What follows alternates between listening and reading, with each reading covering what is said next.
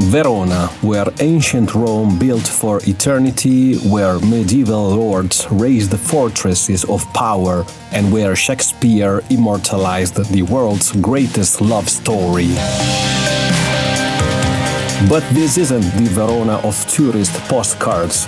This is the city beneath the surface, the one where every stone has witnessed 1,000 years of history, where fortress walls still echo with the clash of medieval swords, where narrow streets open into piazzas that take your breath away. Today, we're walking through Verona the way it deserves to be seen. From the military might of Castelvecchio to the romantic streets of Romeo and Juliet, from the grandeur of the Roman arena to the view that reveals why this city conquered hearts for 2 millennia. This is Verona, unfiltered, authentic, magnificent.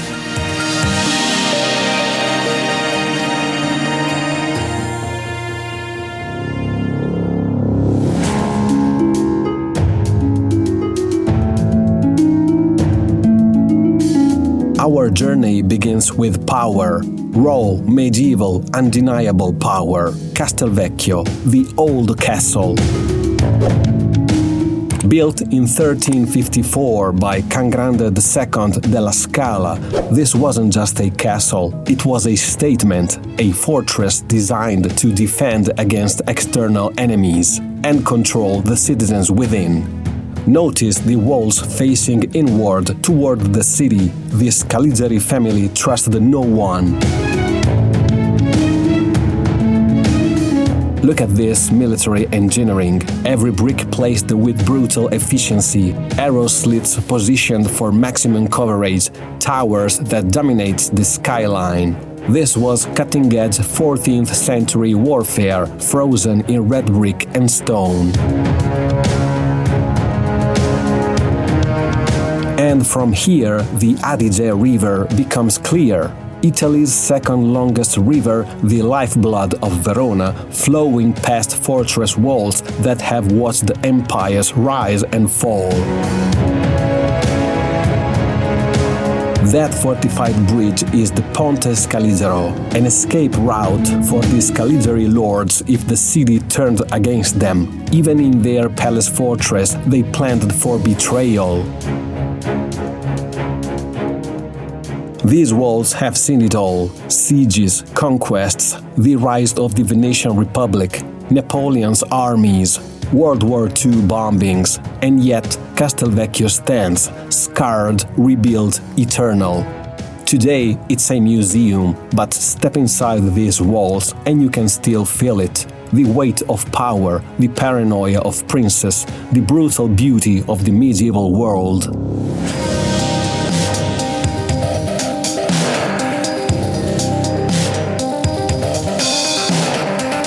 From medieval might to ancient grandeur, the Arena di Verona. Built in 30 AD, this is one of the best preserved Roman amphitheaters in the world. This pink marble, it's called Rosso Verona, Verona Red. Quarried from the hills surrounding the city, it's been the signature of Verona for 2,000 years. And look how it's aged. Nearly 2 millennia of sun, rain, and human hands have polished it to this soft, warm glow. The Romans built this to last forever, and they succeeded. While most amphitheaters are ruins, shells of their former glory, the arena still functions. Every summer, it transforms into the world's largest open-air opera house. Imagine sitting here as the sun sets, as Aida or Carmen fills the ancient stones with music.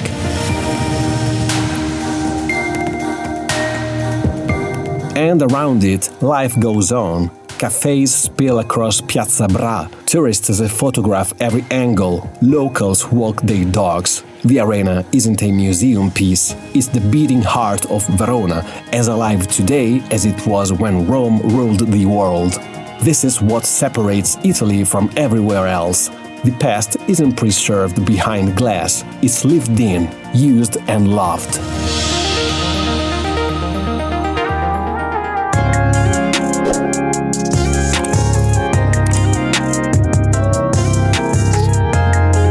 And now, the pilgrimage every romantic makes. Casa di Giulietta, Juliet's house.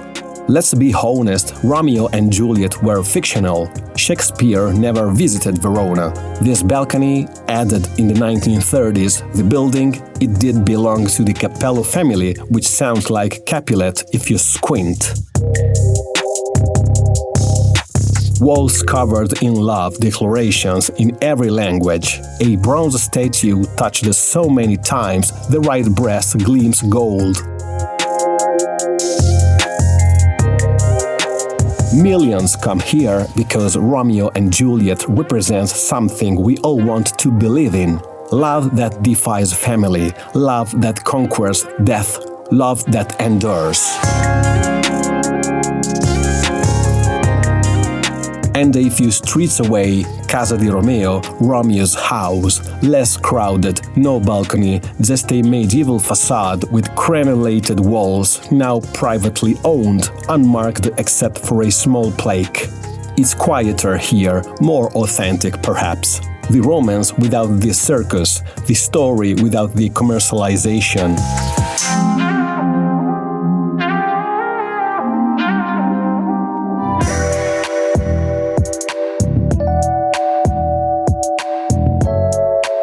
But now let's return to real Veronese life, Piazza delle Erbe, the market square. For over 2,000 years, this has been the city's heartbeat.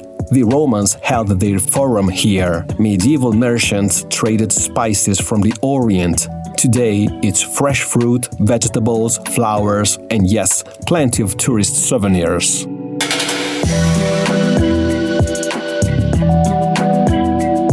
At the center, the fountain of Madonna Verona. That statue is Roman too, from 380 AD, crowned and repurposed in medieval times. Everything in Verona is layered like this: Roman foundations, medieval modifications, Renaissance beauty.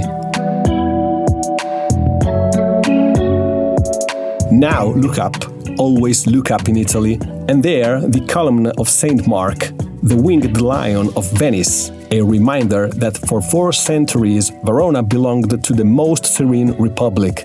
The past is never past here, it's present, it's alive.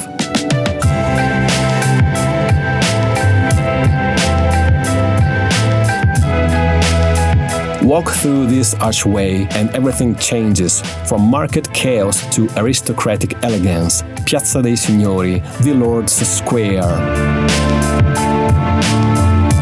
This was the political heart of medieval Verona, and at its center, Dante Alighieri, the greatest poet in Italian history, immortalized in marble.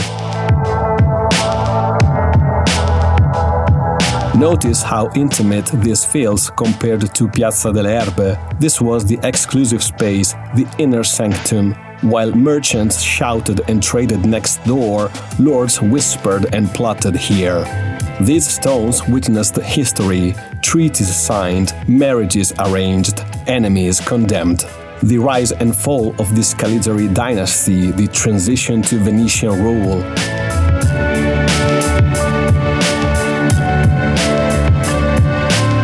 Adjacent to Piazza dei Signori stands the Palazzo della Ragione, the Palace of Reason.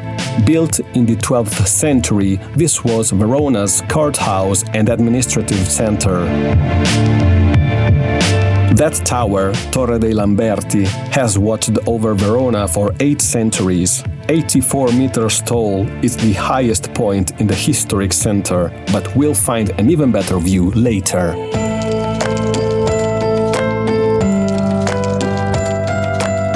And then, around the corner, something extraordinary, the Arche Scaligere, the Scaligere tombs.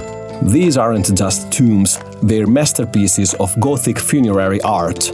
Soaring monuments to the Scaligere dynasty, the family that ruled Verona for over a century. Look at this craftsmanship. These aren't simple graves, they're aspirations to heaven carved in stone. Each tomb topped with an equestrian statue of its lord, armored and eternal, ready to ride into the afterlife.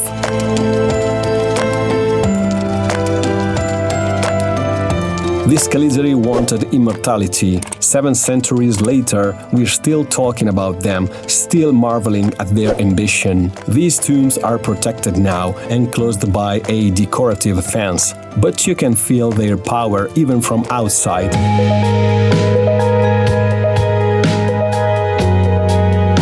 And from earthly power to divine beauty, the Basilica di Santa Anastasia. This is the largest church in Verona. Construction began in 1290 and took nearly 2 centuries to complete. Inside, this basilica holds treasures, frescoes by Pisanello, altarpieces by medieval masters, chapels adorned with the wealth of Verona's merchant families buying their way toward salvation.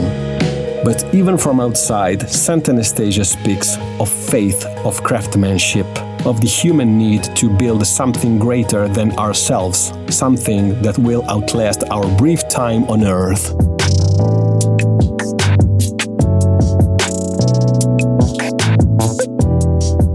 All roads in Verona lead to water, to the Adige river, and to the city's oldest surviving bridge, Ponte Pietra, the stone bridge.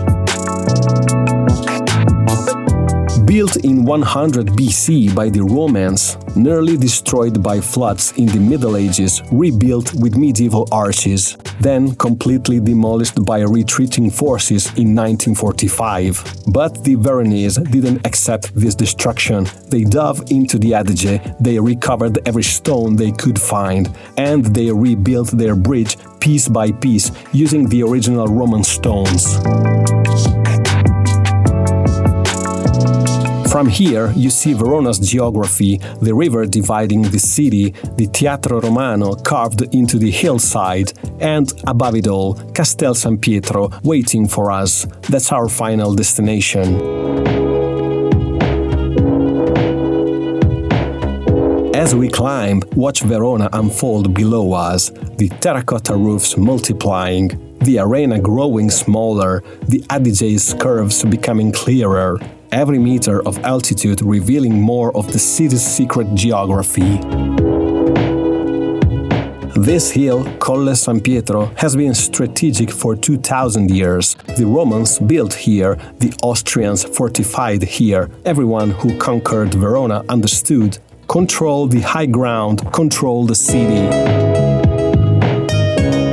The view from Castel San Pietro isn't just beautiful, it's transcendent. It's the kind of view that makes you understand why humans have fought for this city for 2 millennia. This is Verona. Every church, every tower, every terracotta roof, the entire UNESCO World Heritage Site spread before you like a Renaissance painting come to life. The Adige, that serpentine ribbon of water embracing the old town in its protective curve. You can see why they built here, geography as destiny. Verona sits at the crossroads of north and south, mountain and plain, empire and republic. From up here, you understand everything. Why the Romans chose this bend in the river, why medieval lords fought for these walls, why Shakespeare set his love story here, why UNESCO calls it a World Heritage Site, why Verona endures. As evening falls over Verona, the city softens. The stone glows from within, as if all those centuries of sunlight are being released back into the air. We walked through 2000 years today, from Roman amphitheaters to medieval fortresses, from tragic love stories to aristocratic piazzas, from ancient bridges to panoramic heights. And now the Veronese emerge for passeggiata, the evening stroll, that sacred Italian ritual of seeing and being seen, of living slowly, of remembering that life isn't just about the destinations, it's about the journey. Verona doesn't shout for attention, it doesn't need to. It simply exists, beautiful, ancient and alive, waiting for those who take the time to truly see it. It's not the most famous Italian city, it's not the largest, but it might be the most perfectly preserved, the most romantic, the most complete. Romeo and Juliet found each other in these streets, but you'll find something too. Maybe it's history, maybe it's beauty, maybe it's just the perfect moment in the perfect place when everything aligns. Come to Verona, walk its Roman stones, climb its medieval towers, stand at sunset on Castel San Pietro and watch 2000 years of history glow in the dying light. Because some cities you visit, but Verona, it stays with you forever.